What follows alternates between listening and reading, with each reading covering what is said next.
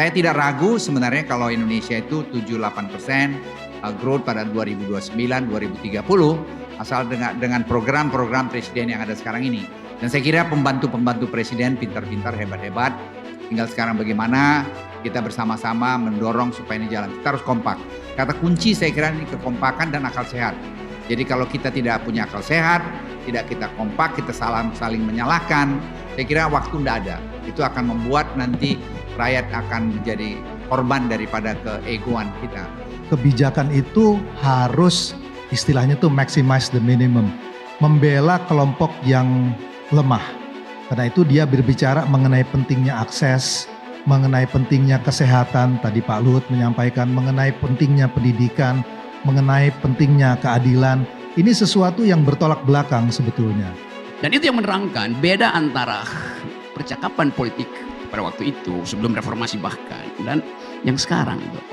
Dan Pak Kapas diluncurkan ulang untuk re-invite remembering Syahrir ideas atau revisiting Syahrir political economist ideas itu, mengunjungi kembali ide-ide itu. Dan ini logonya padi merah nih. Padi merah ini supaya nggak diinjek oleh gajah merah nih. Politik diasuh oleh pertengkaran akademis. Betul tadi Dedek terangkan. Kita kesulitan untuk membandingkan mana yang disebut cara berpikir libertarian dan mana yang liberal. Pada waktu itu orang samain aja libertarian, liberal. Padahal liberal itu kiri kalau di Eropa, di Amerika. I am liberal, artinya saya pro Partai Demokrat.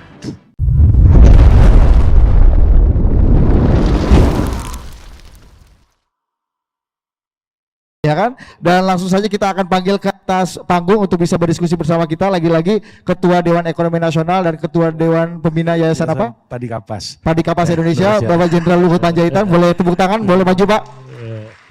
Pak Luhut, monggo duduk di sini. Di sebelahnya kami undang juniornya, ada Dr. Muhammad Khatib Basri, Bang Dede. Kami persilakan duduk sebelah Pak Luhut. Ya. Di sebelahnya Bang Dede kami undang Profesor Sudrajat Jiwandono untuk bisa bergabung. Ya.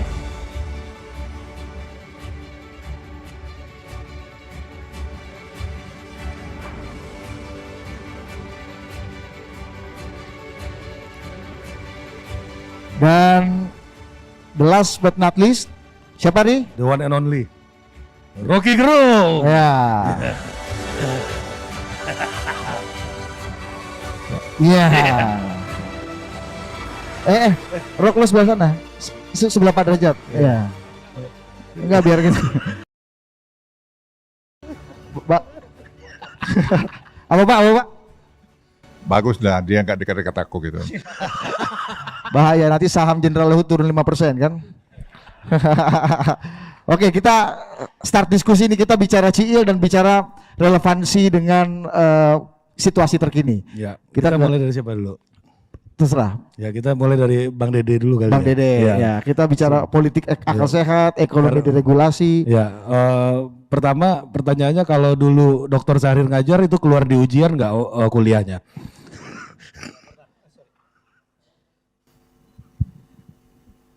Kalau dia ngajar nggak pernah yang dia kuliahkan keluar di ujian, karena isinya adalah dia menyampaikan bagaimana kebijakan pemerintah menghina akal sehat kita, dan kemudian kita sorak, tapi pertanyaan itu nggak pernah muncul dalam ujian. Apa yang waktu itu paling, kalau Bang Dede masih ingat, apa yang waktu itu paling diolok-olok oleh Ciil di ruang-ruang kelas sebagai sebuah kebijakan yang paling jauh dari akal sehat, yang itu tidak mungkin dilakukan oleh Jenderal Luhut Panjaitan. Dan yang udah pasti nggak keluar di ujian kan? Iya. Waktu itu tema yang paling rame adalah BPPC ya, karena dia mengatakan ini satu-satunya kebijakan yang tidak ada di buku teks dan harus dapat hadiah Nobel karena ada monopsoni sekaligus monopoli, nggak ada di dunia, cuma ada di Indonesia. Oke, kita Bang Dede kita mungkin bisa minta ulas Bang mengenai refleksi pikirannya Dr. Syahrir. Kalau kita bicara politik akal sehat, kita bicara ekonomi deregulasi, banyak sekali hal-hal yang mungkin punya benang merah atau relevansi dengan apa yang mungkin kita lihat sekarang. Mungkin Bang Dede ada perspektif itu dulu. Ini karena ada Rocky, kalau ngomong sebelah Rocky itu mesti sulit. Jadi Jadi saya mesti bicara mengenai hal-hal yang, dan memang pemikiran Ciil itu sulit ya, terutama buat kita mahasiswa. Satu hal yang jadi pertanyaan saya, dan saya baru dapat jawabannya itu belakangan, adalah bagaimana menjelaskan Syahrir sebagai seorang ekonom yang di satu sisi itu sangat percaya dengan pasar. Kalau dia berbicara mengenai deregulasi ekonomi, dia berbicara mengenai ekonomi biaya tinggi, itu Syahrir bicara mirip dengan ekonom-ekonom dari University of Chicago yang tidak percaya mengenai intervensi pemerintah. Tapi di sisi lain, ketika dia bicara mengenai kebutuhan pokok, ya, maka ini nanti Rocky bisa cerita banyak. Itu dia bicara di dalam perspektif Rawlsian, di mana kebijakan itu harus istilahnya tuh maximize the minimum, membela kelompok yang lemah. Karena itu dia berbicara mengenai pentingnya akses, mengenai pentingnya kesehatan, tadi Pak Luhut menyampaikan mengenai pentingnya pendidikan, mengenai pentingnya keadilan. Ini sesuatu yang bertolak belakang sebetulnya. Nah, saya berpikir pada waktu itu mungkin ekonom yang paling dekat bisa menjelaskan pemikiran Syahrir itu adalah seorang ekonom dari University of California Berkeley yang namanya Albert Hirschman. Karena Hirschman pernah menulis yang dalam bahasa Ciil disebut sebagai unholy alliance, sebuah persekutuan yang tidak suci antara pemikiran kiri yang sosialis dengan pemikiran pasar. Nah, Syahrir menyebutnya bahwa negara itu adalah musuh buat orang kiri sebagai alat dari borjuasi, kelompok kanan menganggap itu merintangi bisnis. Dia sebutnya sebagai unholy alliance. Tapi kemudian saya pikir-pikir lagi, dan ini di dalam banyak diskusi nanti Rocky juga bisa cerita lebih jauh, dan itu banyak diajarkan kepada kita. Dia pulang satu hari dari Harvard, itu habis biasanya kalau nggak salah, karena di sini Desember itu spend waktu di Harvard untuk libur biasanya kalau libur Christmas. Pulang dan kemudian cerita sama kita, dan itu jadi bahan utama di dalam perekonomian Indonesia mengenai seorang ekonom yang namanya Amartya Sen. Ya, dia memperkenalkan konsep yang disebut sebagai entitlement. Nah, itu dia bilang sama saya dan Rocky, ini Sen adalah orang yang bisa menjembatani perdebatan antara Nozick yang percaya dengan libertarian dengan John Rawls yang percaya bahwa intervensi negara itu menjadi penting. Nah, kemudian Ciil itu berbicara di dalam konteks yang lebih jauh. Dia bilang bahwa tidak perlu dipertentangkan antara pasar dengan keadilan, tidak perlu dipertentangkan antara deregulasi dengan konsep kebutuhan pokok. Kenapa penjelasannya? Karena banyak sebetulnya kebijakan dari deregulasi itu yang memberikan manfaat buat orang-orang kecil. Sebagai contoh, dia memberikan contoh misalnya bagaimana liberalisasi di dalam pasar beras itu membuat harga beras turun sehingga orang miskin diuntungkan sebetulnya. Itu contoh yang diberikan Ciil. Atau bagaimana perizinan itu menjadi mudah yang membuat UMKM itu bisa masuk di dalam bisnis. Ini yang dia sebut sebagai bagian dari keadilan. Jadi saya kalau lihat dari situ, saya pikir mungkin Amartya Sen adalah salah satu ekonom yang mungkin pemikirannya paling dekat dengan apa yang disampaikan Syahrir mengenai keberpihakannya kepada kebutuhan pokok dan di sisi lain kepercayaannya kepada mekanisme pasar. Sorry kalau kepanjangan. Oke, mantap ya kan. Tepuk tangan untuk Bang Dede. Kita ngaku-ngaku belum tentu kita ngerti, cuma kita supaya menghormati aja kan. sambil belajar. Iya. Oke, kita ke Pak Derajat dulu, Pak Derajat. Pak Derajat mungkin kalau kita bicara sebelum nanti kita akan menukik ke hal-hal yang lebih spesifik gitu ya Pak ya. Pak Derajat mungkin ada cerita tentang Ciil sendiri dan perjalanannya dengan politik akal sehat dan perjuangannya terutama kalau bicara mengenai ekonomi politik dan regulasi gitu. Mungkin Pak Derajat monggo. Terima kasih. Saya ini udah orang tua, jadi saya pakai catatan ya. Pernyataan teman saya Syahrir ini sederhana sekali sebetulnya. Hanya mengajak kita merawat negeri dan bangsa kita ini dengan akal sehat. Tetapi setelah dipikir lebih mendalam, rupanya ajakan sederhana ini tidak gampang dilaksanakan. Padahal kita hanya tidak diajak untuk merawat. Tapi artinya kan kita harus lebih dulu mengetahui apa yang harus dirawat. Wah, kan jelas tidak mudah meskipun kedengarannya sederhana.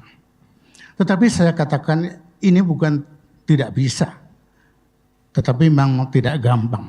Dan itulah janji saya yang ingin saya jalani sekarang ini. Di pagi yang cerah di Gedung Megah yang sangat dekat di hati Pak Syahrir ini.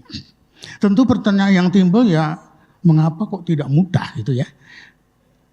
Sebab tidak semua kita itu menyadari apa yang kita miliki, apa kekayaan nasional yang harus kita rawat tersebut.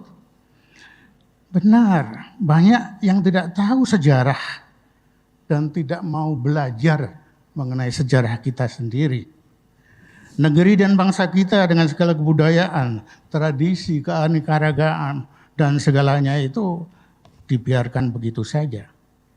Kalau tidak tahu sejarah dan tidak mau belajar, ya mana bisa kita tentu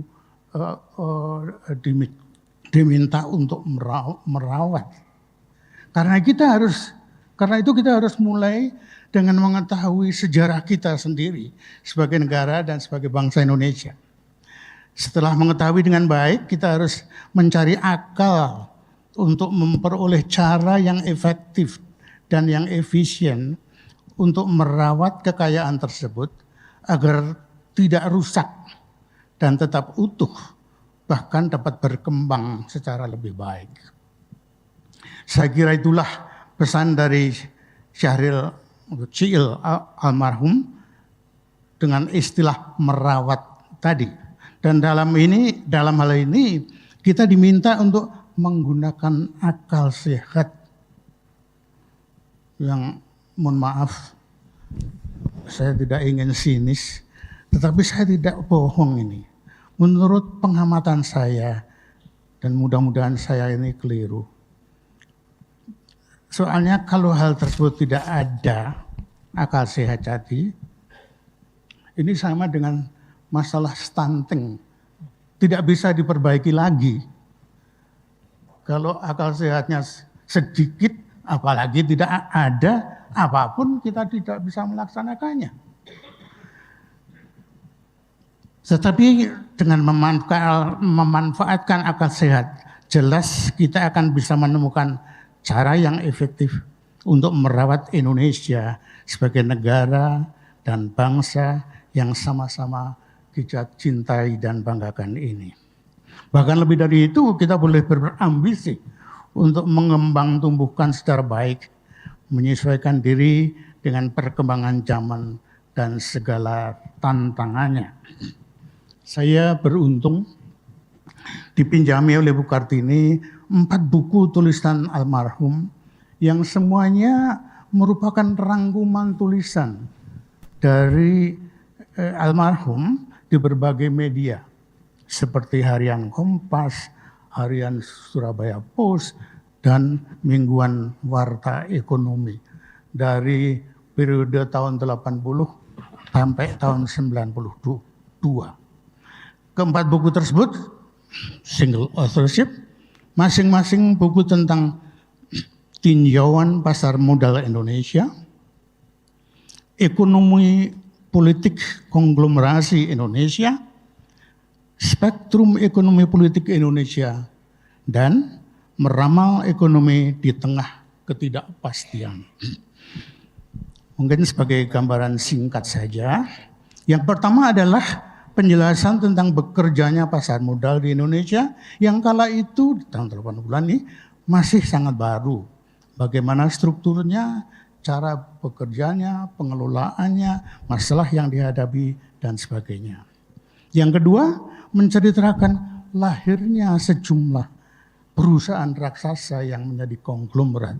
Sebagian karena menerima lisensi. Sebagian karena memang pengelolaan perusahaan tersebut bagus. Yang jelas Pak Syahrir mengkritisi konglomerasi yang berasal dari lisensi dan menuntut agar hal tersebut dihilangkan. Tetapi kalau mengenai masalah ketidakpastian, siapa yang dapat menangani? Mungkin hanya dukun. Dan payahnya ada juga yang masih percaya pada dukun. Padahal yang mana ada sih? Kalau Amerika diperintah oleh presiden yang sangat unpredictable kayak Bapak Donald Trump itu bagaimana? Dia memerintah mengeluarkan diskresi, karena pada waktu malamnya dia mimpi buruk misalnya. Kan susah kita menghadapi. Nah, Kalau dulu Pak Harto suka gitu nggak Pak Derajat? mohon maaf, saya ini orang lama, kerja untuk Pak Harto 10 tahun, meskipun akhirnya dipecat sama beliau. Tetapi Pak Harto tidak demikian. Pak Harto orang yang percaya pada orang-orang yang dianggap pinter. Senior-senior saya, dari Profesor Sumitro sampai Pak Wijoyo dan yang lain-lain, semua itu didengarkan oleh Pak Harto. Kalau Pak Harto setuju ya dilaksanakan, kalau tidak ya tidak itu. Kalau bandel kayak saya ya bisa dipecat gitu, tapi nggak apa-apa lah gitu. Oke. Seperti saya ini. Baik Pak Derajat, nanti kita lanjutkan lagi dalam sesi diskusi, boleh Pak ya? Oke, tepuk tangan untuk Pak Sudrajat Jiwandono. Terima kasih Pak Derajat. Nah ini waktunya dulu nih, ini gue agak takut kalau nanya sama beliau. Pertanyaan pertama Jenderal, Dr. Syahrir ini emang sekeren yang diceritain Bang Dede tadi Jenderal? Atau ada perspektif lain Jenderal? Iya. Dari pidato Jenderal Luhut kayaknya nggak akrab-akrab banget berdua nih kayaknya. Iya. Kasih dulu. Nggak akrab, emang sekeren itu gitu Dr. Syahrir ini. Ya kalau menurut saya memang saya udah bikin note saya. Memang ya saya lihat dengan sekarang saya di Dewan Ekonomi memang cerdas. Bukan karena dia kebetulan ipar saya. Kasih dekat dulu Jenderal. Jenderal kasih dekat dulu. Bukan karena Prajurit di depan nggak bisa dengar. Iya. karena sekarang saya agak mendalamin banyak ekonomi walaupun saya latar belakang tentara. Saya lihat memang cerdas bapaknya Pandu ini. Cerdas tadi disampaikan oleh Prof. Jiwandono. Dia ngambil ekonomi politik di Harvard pula. Jadi lengkaplah penderitaan itu. Jadi saya pikir memang pilihan yang bagus, hanya memang kalau saya boleh sampaikan, tapi itu sudah alam mengatur. Tidak sempat digunakan secara luas di pemerintahan. Tapi ya itulah Cil. Saya kira dia telah memberikan banyak pikiran-pikirannya kepada banyak orang. Ya lihat Rocky Gerung, lihat Dede yang sekarang sangat berperan di Dewan Ekonomi Nasional. Sehingga pemikiran-pemikiran mungkin Dede juga bawa juga pikiran-pikiran Cil itu dalam proses kami membuat studi di Dewan Ekonomi yang disampaikan pada Presiden. Saya terus terang melihat masih sangat relevan pikiran-pikiran Cil di keadaan era sekarang ini. Pak, ini Emang bisa didamaikan antara market dan keadilan itu Jenderal selama Jenderal berpraktek di perekonomian ini loh. ya termasuk di koperasi tentara ini gimana Ya Jenderal? susah lah itu. Gimana mau didamaikan ya nggak bisa. Kan juga ya keadilan ya tadi yang dibilang tadi dengan clippingnya beliau udah susah. Jadi memang pilihannya mengambil PhD-nya dalam ekonomi politik itu memang saya kira karena mungkin saya coba mereka-reka di belakangnya memang harus mencari bagaimana stunting tadi yang disampaikan. Jadi masalah bagaimana kita address masalah stunting ini, mungkin makan bergizi itu juga salah satu untuk berkeadilan. Nah, saya pikir tadi dengan makan bergizi kami juga bicara diskusi di Dewan Ekonomi itu memberikan keadilan juga. Jadi banyak simpul-simpul ekonomi baru, menimbulkan tadi supply telur, ikan, buah-buahan dan sebagainya. Jadi membangun sentra-sentra ekonomi baru yang mungkin tidak banyak disadari orang. Dan Presiden saya kira membuat keputusan ini, saya kira juga dengan ide dari Pak Sumitro, karena Pak Syahrir itu salah satu menurut saya pemuja Pak Sumitro yang saya bisa, karena selalu bicara Indoconsult. Jadi ya saya pikir itu komentar saya mengenai Cil lagi. Oke, terima kasih tepuk tangan. Kita ke Rocky deh ujung. Ya, gimana Rocky? Kasih dulu barang itu. Ya. Politik akal sehat ala Cil melihat relevansi dan kondisinya sekarang. Tadi kita ada bicara black market of justice, kita bicara politik akal sehat, kita bicara ekonomi deregulasi yang berkeadilan. Ya. Coba Rocky kasih perspektif dulu.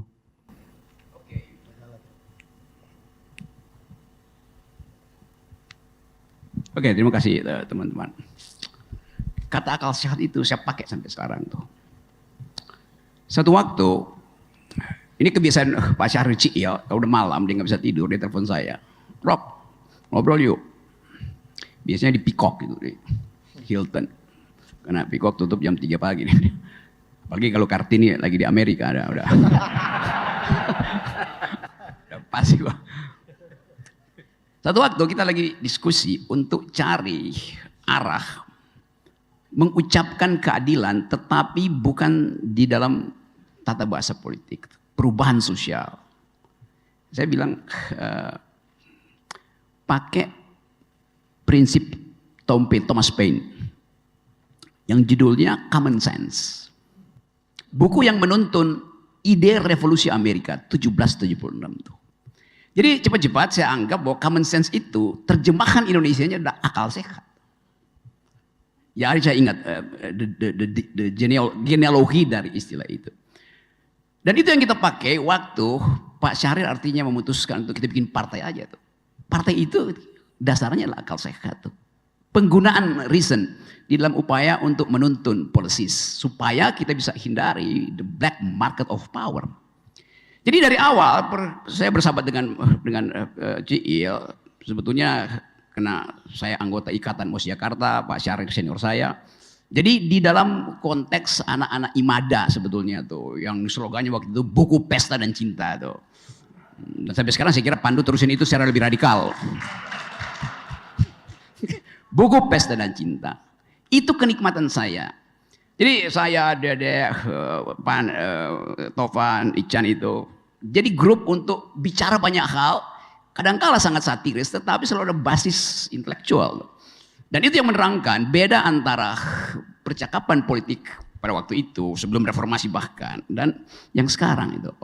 Dan Pak Dikapas diluncurkan ulang untuk re-invite remembering Syahrir ideas atau revisiting Syahrir political economist ideas itu.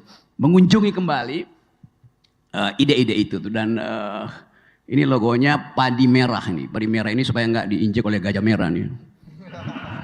Politik diasuh oleh pertengkaran akademis. Betul tadi Dedek terangkan. Kita kesulitan untuk membandingkan mana yang disebut cara berpikir libertarian dan mana yang liberal. Pada waktu itu orang samain aja libertarian, liberal. Padahal liberal itu kiri kalau di Eropa, di Amerika. I am liberal, artinya saya pro Partai Demokrat. Yang idenya social justice. Saya libertarian, saya pasti republikan. Gitu. Karena saya pro market. Nah, Ciil berupaya untuk lihat keseimbangan itu. Karena dia memilih untuk menerangkan ekonomi Indonesia, junto ekonomi dunia dengan perspektif political economy. Gak mungkin seorang political economy itu berkantor di Chicago itu. Belakangan memang Pandu belajar di situ tuh. Makanya dia jadi libertarian. Di dalam rasionalitas ekonomi. Tetapi social justice itu adalah ungkapan manusia untuk menghasilkan keadilan yang betul-betul otentik. Ide pertama waktu itu, coba kita lihat apa koneksi intelektual antara pada waktu itu orang tokoh libertarian itu dalam filosofi namanya Robert Nozick gitu. Minimal state analysis itu. Lalu tokoh liberalnya adalah John Rawls tadi yang mempromosikan semacam sosialisme Amerika itu, bukunya Political Liberalism itu.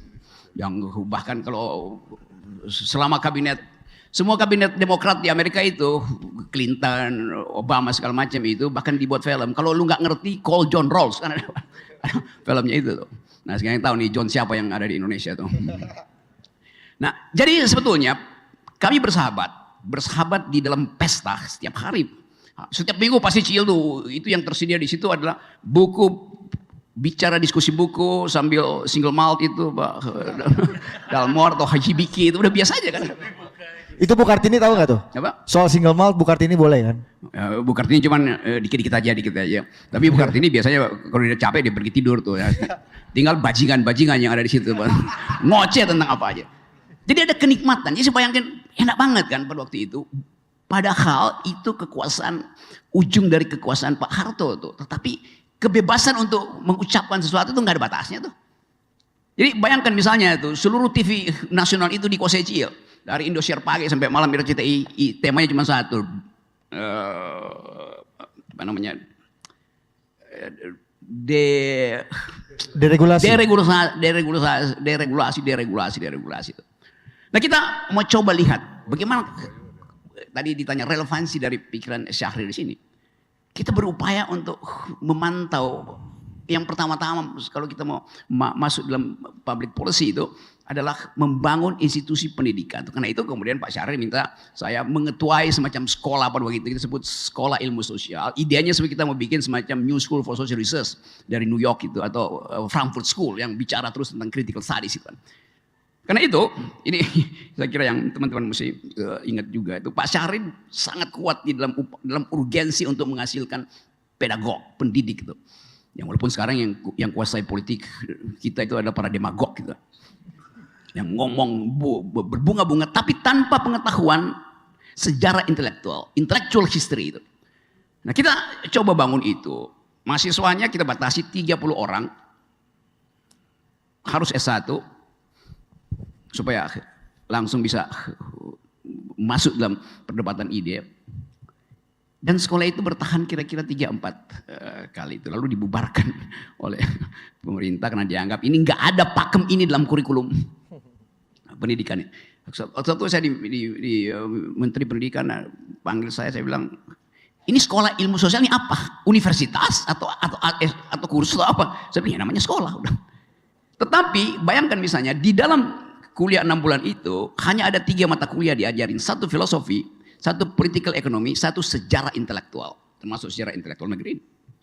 Yang ngajar itu ada Profesor Darmin Nasution, Ibu Mary Pangestu mengajar di situ.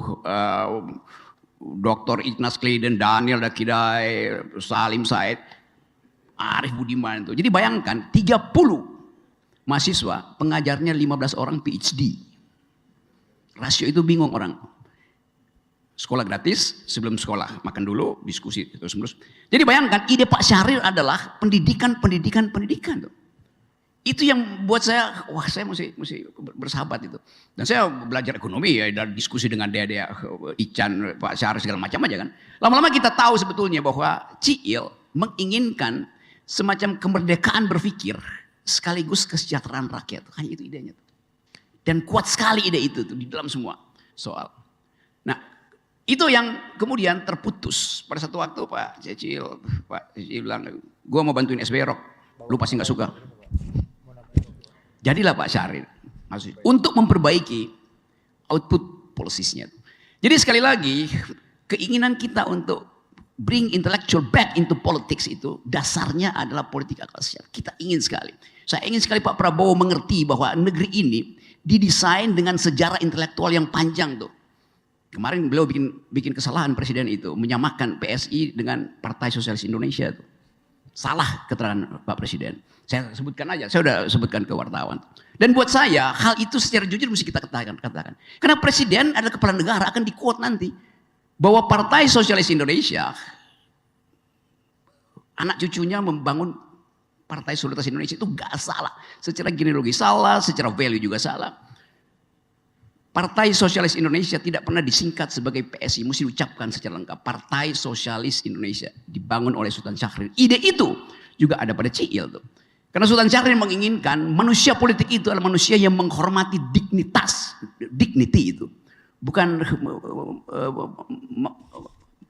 mengkultuskan seseorang. Saya kira penting ini supaya bagaimanapun Pak Prabowo juga teman diskusi saya, tetapi sesuatu yang salah secara akademis mesti kita benerin itu. Jadi sekali lagi kita ingin kembalikan ide-ide Pak Syahrir itu tentang pendidikan terutama dan critical thinking. Nah kemampuan-kemampuan itu saya kira yang itu jauh di atas standar yang pernah dipikirkan oleh Sultan Syahrir juga atau Pak Syahrir. Jadi sekali lagi kita senang sebelum kita berdiskusi bahwa ide ini kemudian di-upload. Dan kita mungkin akan berimajinasi bahwa seandainya Pak Syahrir hidup hari ini, umurnya tadi 80 tahun. Mungkin dia sedang menyelesaikan periode kedua dari jabatan presidennya kalau dia masih hidup. Seandainya. Karena kalau beliau masih hidup, kita akan kampanye bahwa ada seseorang yang basis pikiran intelektualnya itu menyatu dengan kehidupan politik sebagai aktivis bersama-sama Hariman dan teman-teman. Tovan dulu sekjen Partai Indonesia Baru yang dibuat oleh Pak Syahrir tuh, dan selalu Tovan mesti telepon gue, Rok lu di mana lu, di Cerincil, bilang aja gue lagi naik gunung tuh. Jadi Tovan temenin terus. Jadi itu yang saya sebut persahabatan. Nah, Partai Indonesia Baru itu waktu pemilu berapa? 2010 ya. 4. 2008 ikut dalam pemilu tuh. 2004 udah ikut. 2004 ikut dalam pemilu dan menang. Menang di satu TPS di depan rumah Khatib Basri. Yang milih itu adalah dosen-dosen UI, di situ ada rumah Pak Doro Jatun, di situ ada rumah adiknya Pak Prabowo itu. Jadi Partai Indonesia Baru itu menang di satu TPS di Menteng, itu aja. Waktu kita evaluasi, Ciel cuma nih biasa aja Rok. Kita nggak mau menang, kita cuma mau uji. Sudah cukup nggak IQ bangsa ini untuk masuk di dalam politik pikiran? Ya. Dan itu adalah semacam ujian sejarah tuh. Rok, izin. Nih Jenderal Hu tadi bisikin gua. Coba kau tengok, kenapa Partai Sosialis Indonesia kok dekat dengan konglomerat? Ini paradok kali gitu ya. Coba lu bisa jelasin nggak? Ya, Partai Sosialis Indonesia dekat dengan konglomerat setelah partai itu berjalan. Kan pendiri-pendirinya ada Pak Sudarpo, ada ayah dari Ibu Mari Pangestu, Pak Panglai Kim juga adalah anggota Partai Sosialis Indonesia itu. Memang pada waktu itu nggak ada mesti pakai kartu anggota. Siapapun yang punya otak dianggap sebagai dan bisa bahasa Inggris gitu. Jadi PSI itu semacam subkultur. Sekarang subkultur aja. Dan PSI tidak pernah menyerah tuh. Dibubarkan oleh Bung Karno, PSI bilang silakan bubarkan, tapi ide kami tidak bisa dibubarkan tuh. Jadi the power of ideas itu yang akhirnya melanjut. Kalau saya tanya mana anggota PSI, separuh dari kabinet sekarang itu berpikir secara PSI. Pasti. Karena punya otak. Kalau Fadlizon? Apa? Kalau Fadlizon PSI juga nggak? Oh, Fadlizon PSI in optima forma dia. Fadlizon, ya dia orang Minang udah pasti PSI lah. Jadi keadaan itu tuh, dan saya tetap bertumpu dengan Ciil karena berkali-kali kita debat, kadang-kala Ciil marah pada saya terus bilang enggak, saya mau berbeda pendapat tuh. Lu memang dari awal tuh mau menentang pikiran gue, enggak, kita berdiskusi. Jadi diskusi itu adalah modal kita untuk menghidupkan harapan itu. Dan diskusi yang paling keras didasarkan pada keinginan untuk menghasilkan kesimpulan yang paling bersih itu. Dan itu yang disebut oleh Tom Paine dalam satu kutipannya, apa dia sebut ya, di dalam buku itu dia sebut, the more harder the conflict, the more glorious the result, the more glorious the triumph. Semakin keras oposisi konflik itu, semakin bagus hasilnya tuh buat negeri ini. Jadi saya tetap tidak akan mengubah cara saya mengkritik. Kalau bilang Rocky Gerung nggak sopan dalam berpolitik, nggak, sopan santun itu bahasa tubuh. Pikiran tidak boleh ada sopan santun. Terima kasih. Oke, tepuk tangan. Kita akan ke floor untuk minta pendapat dari tamu-tamu yang ada di floor, biar gua aja yang ngasih ini. Kita mau kasih minta pendapat, boleh nanya, boleh berpendapat, boleh memprotes Rocky dan Pak Luhut juga silakan. Ke Pak Budiono dulu. Pak Bud, monggo Pak, kasih testimoni Pak 1-2 kata atau mau bicara dulu Pak, monggo Pak. Kalau Pak Bud belum ngomong, yang lain nggak berani ngomong Pak. Bukannya apa-apa, meskipun dia pengen. Monggo Pak.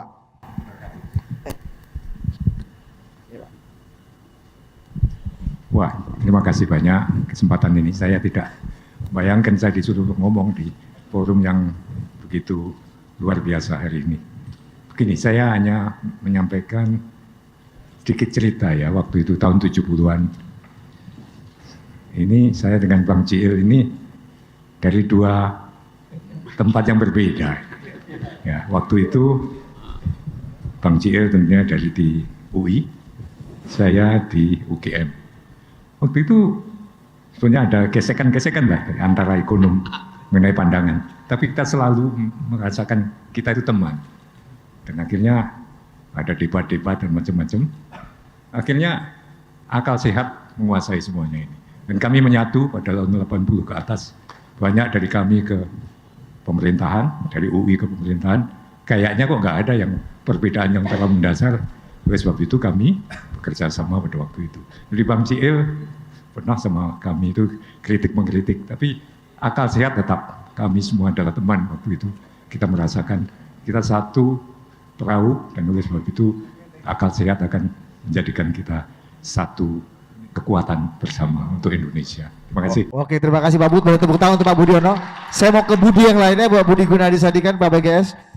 Booker tuh pernah ngomong, Bud, kalau Ciil masih hidup, dia pasti akan puji habis itu kerjaannya Budi Gunadi Sadikin bangun RSUD seluruh Indonesia. Dia senang dan dia happy banget. Boleh tepuk tangan nggak untuk Pak BGS? Boleh Pak, kasih testimoni 1-2. Enggak, saya nggak pernah ketemu sama Bang Ciil, tapi saya melihat diskusi ini, saya tadi pasti bisa dekat sama dia. Yang pertama kenapa? Karena selain banyak tepuk tangan, banyak yang mencela. Jadi saya banyak mencela, Bang Ciil juga banyak yang mencela. Itu sama. Gitu ya. Yang kedua, Bang Ciil tuh ngomong akal sehat. Itu cocok banget sama saya sebagai Menteri Kesehatan. Nah, pertanyaan saya, pernah nggak beliau ngomong mengenai fisik atau raga yang sehat? Pernah nggak ada pemikiran-pemikiran beliau di share? Ini kan ada teman-teman ngomong mengenai bukan hanya akal yang sehat, tapi raga yang sehat. Aku rasa beliau tuh akal sehatnya maju sekali, tapi mungkin raga sehat agak ketinggalan. Itu sebabnya kenapa Ibu Ker masih ada, beliau duluan gitu jadi. Coba mungkin ada yang bisa kasih masukan nggak? Mudah-mudahan Pandu juga selain akal sehat, raganya juga sehat. Thank you Pak BGS, tepuk tangan. Itu lebih ke tekanan ya untuk keluarga ya. Selanjutnya Ri. Kita ke Pak Menteri Kebudayaan dulu. Yang dicap sosialis nih udah katanya. Karena bukan karena pikiran, karena pandang aja kalau katanya kan. Ya, terima kasih. Saya dulu berkali-kali sebenarnya ketemu Bang Ciil sebagai aktivis, sebagai jurnalis, sebagai penulis gitu ya. Tetapi tidak pernah diskusi yang cukup mendalam. Tapi dalam banyak kesempatan saya kira banyak pikiran-pikiran beliau itu yang luar biasa, yang sejalan. Kalau secara ekonomi saya kira strukturalis lah gitu ya. Tetapi strukturalisnya masih percaya kepada hal-hal yang masuk akal, yang tadi yang berakal sehat. Dan kalau kita lihat pemerintah sekarang di bawah kepemimpinan Pak Prabowo, saya kira banyak Pak Prabowo ini ingin menjalankan pasal 33 Undang-Undang Dasar 45. Dan saya menyelami pikiran-pikiran Pak Prabowo itu, saya kira banyak juga sejalan dengan apa yang menjadi garis dari kalangan ekonom, mungkin strukturalis, mungkin institusionalis, new institusionalis economic juga gitu ya. Dan saya melihat bahwa tidak ingin membiarkan ekonomi hanya kepada pasar bebas, tetapi ada campur tangan negara dan ada satu titik keseimbangannya. Saya kira yang merumuskan pasal 33 Undang-Undang Dasar 45 dulu itu Bung Hatta dan para ekonom, para pendiri bangsa ketika itu luar biasa gitu ya.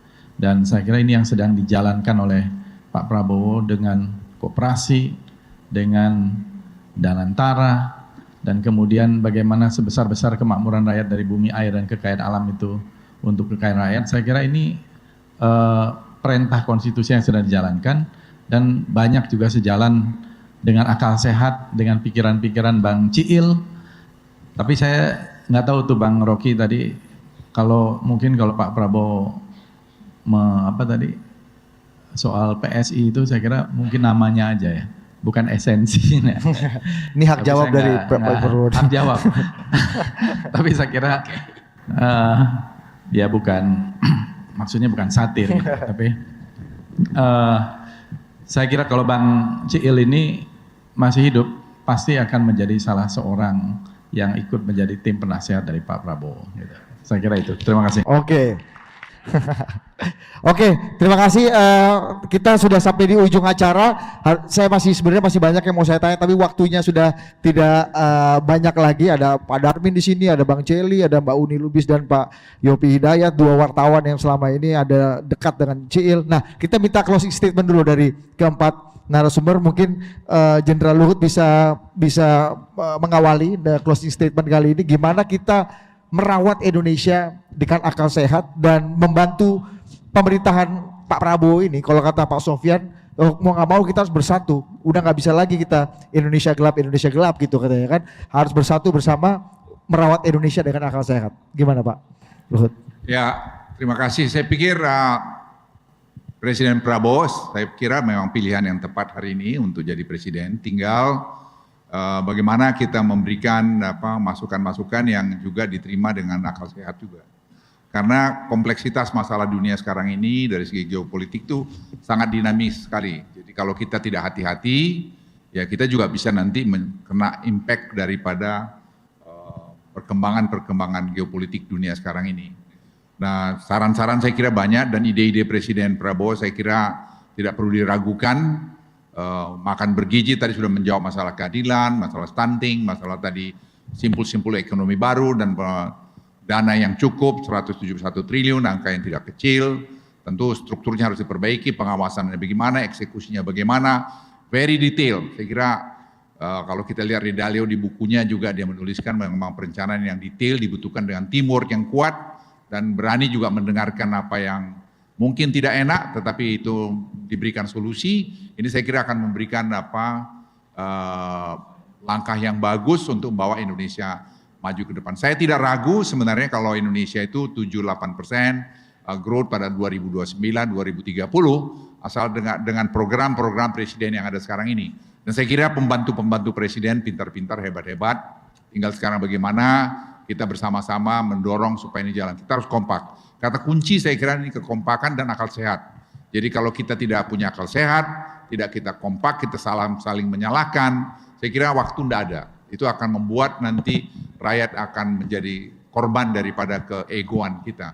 Saya sekali lagi terima kasih pada diskusi ini yang menurut saya sangat bermanfaat buat kita semua, melihat bahwa betapa banyak yang masih relevan pikirannya Pak Cil tadi. Dan saya terus terang masalah deregulasi ini buat saya adalah satu bottom line yang harus dikerjakan karena tanpa melakukan, saya sekali lagi terima kasih pada diskusi ini yang menurut saya sangat bermanfaat buat kita semua, melihat bahwa betapa banyak yang masih relevan pikirannya Pak Cil tadi.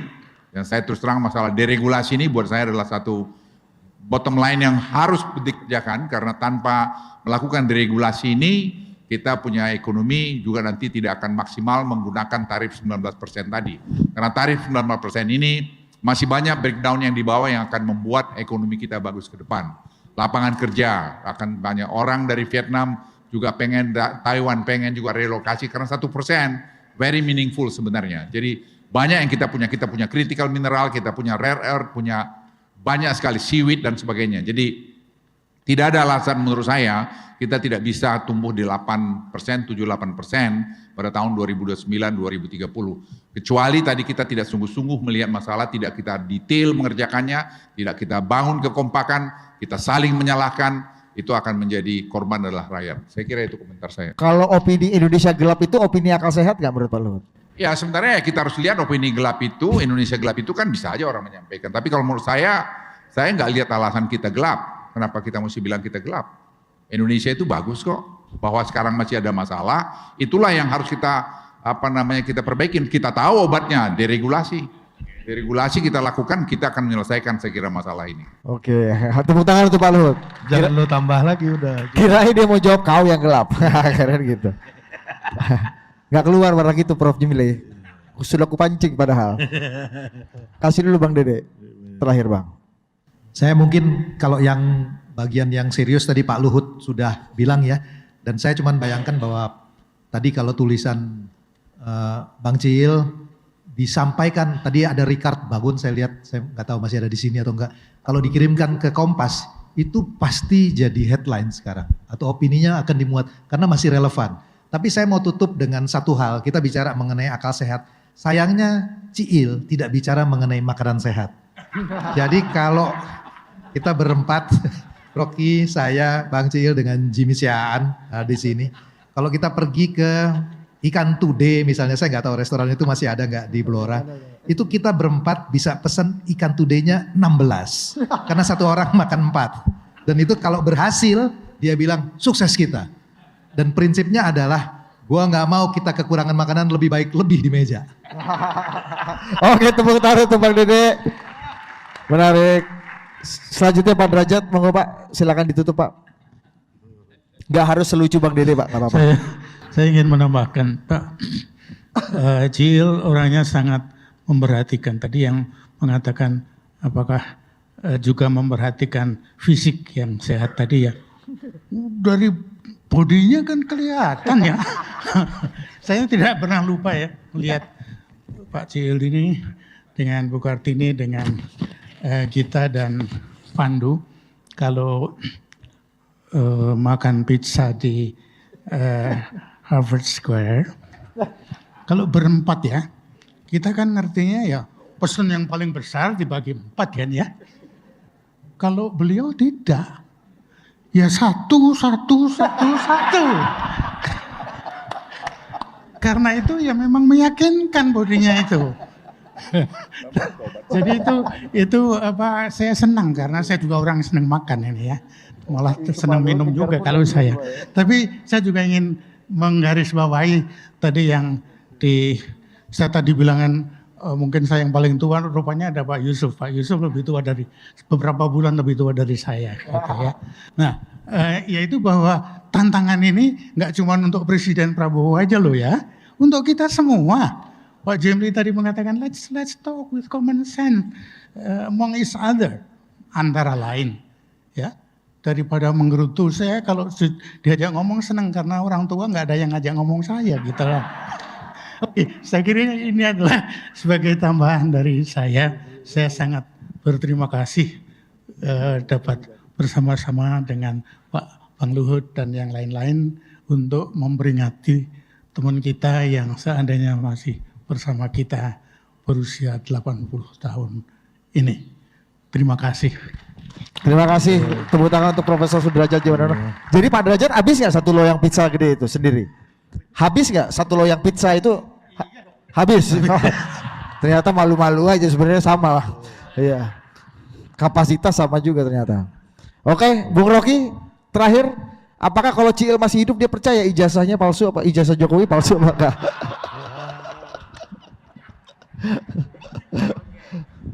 Biar nggak lapar kita, Prof.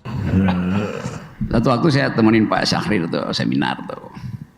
Terus bicara soal ekonomi dengan Pak Ciputra. Terus kata Pak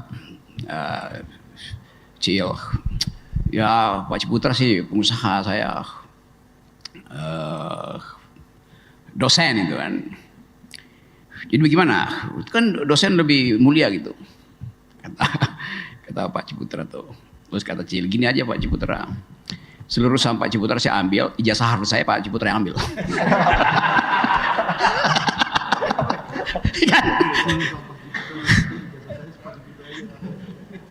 Jadi bagi Cil udah selesai, sekolah udah selesai. Maka dia masuk di dalam wilayah baru, yaitu memperjuangkan justice itu.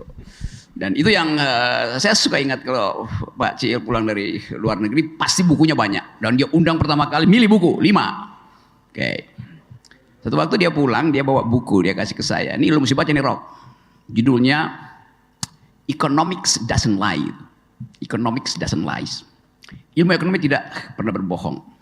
Terus saya tambahin, iya gue tahu itu. Tetapi Minister of Economy does. Ekonomi nggak berbohong, tapi Menteri Ekonomi berbohong kan? Wah, itu ada benernya juga loh, Rob.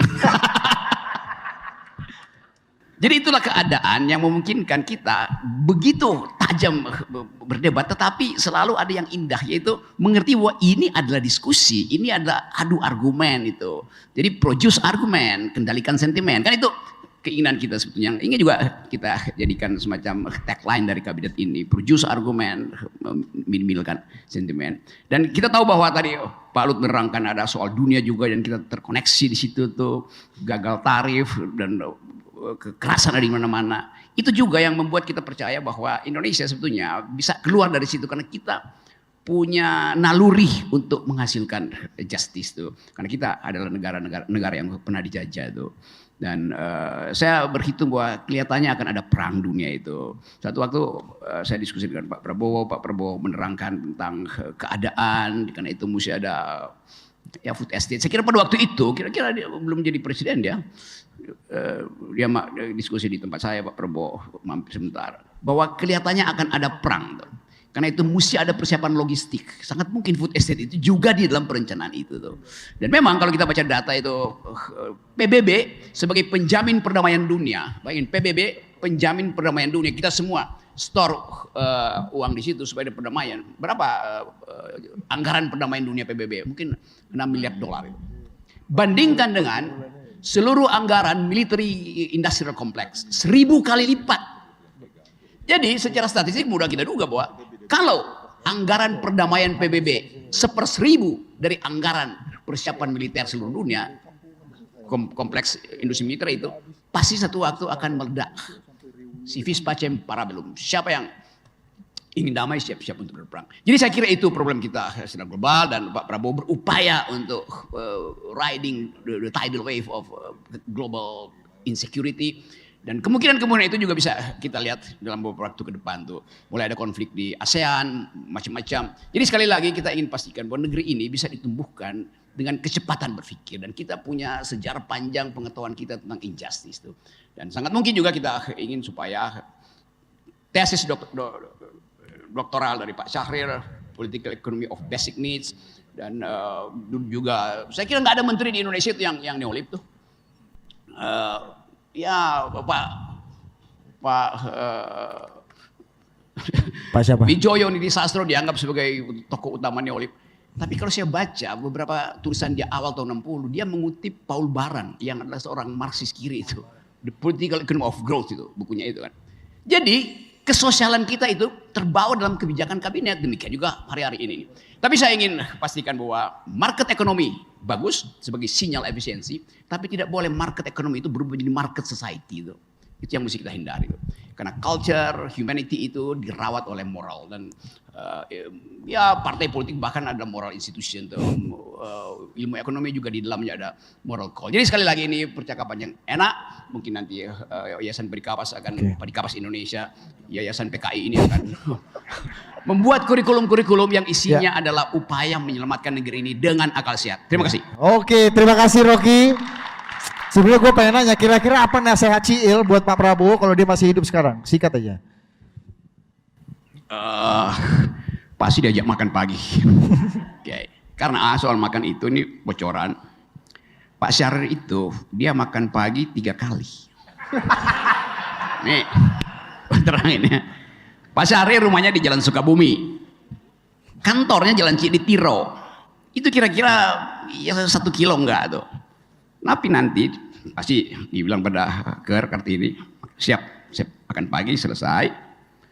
Terus di belakang Jalan Ciditiro ada jalan apa namanya itu tuh, di situ ada warung soto yang enak banget.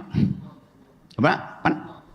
Jalan Pesuruan ada soto yang enak. Jadi dari Jalan Sukabumi habis sarapan dia nyebrang di antara mobil ke Jalan Pasuruan itu makan soto di situ. Mobilnya disuruh si Mansur, lu pergi agak jauh-jauh. Kalau udah 15 menit lu balik ke sini. Dia nggak mau ketahuan mobilnya ada di situ kan. Habis dia makan pagi di situ, baru dia ke kantor Ciditiro, sarapan lagi di situ. Jadi Syahrir 3 kali sarapan pagi. Dan itu namanya makan pagi bergizi. Makasih.